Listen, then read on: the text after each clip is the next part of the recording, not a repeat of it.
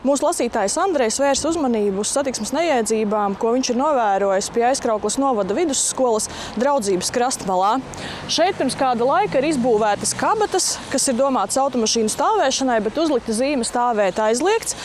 It kā novietojot tur mašīnas, tās nevienam netraucētu. Tajā pašā laikā otrā pusē, kur ir piebraucamais ceļš tieši, kas ved gar skolas durvīm, šādas zīmes nav. Un daudzi autovadītāji to izmanto, lai atstātu savas mašīnas uz ilgāku laiku.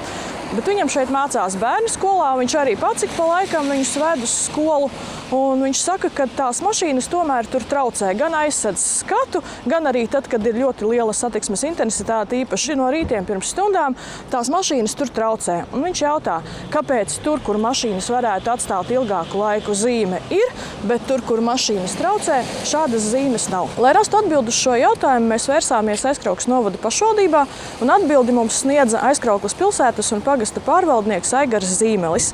Un viņš pastāstīja, ka, lai arī šeit ir kabatas un liekas, ka varētu mašīnas atstāt uz ilgāku laiku, tā tomēr ir vieta, kur tikai var piebraukt, apstāties, izlaist bērnus un braukt tālāk. Tāpēc šī zīme tur ir un paliks. Tur nekādu izmaiņu nebūs.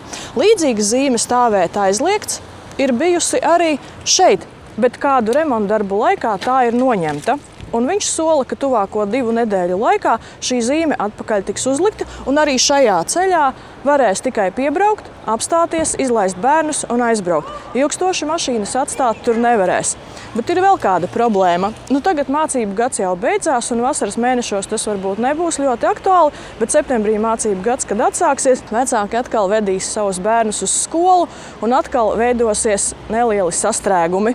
Jo katram jau gribās savu bērnu pievest pēc iespējas tuvāk pie skolas durvīm. Tad apstājās, izkāpj no mašīnas, apšubina savu atvasi, iedod somu, un tā veidojās sastrēgumi, jo pārējie aizmugurē stāv un gaida. Un tāpēc arī pašvaldība aicina autovadītājus būt atbildīgākiem gan pret sevi, gan arī pret pārējiem autovadītājiem.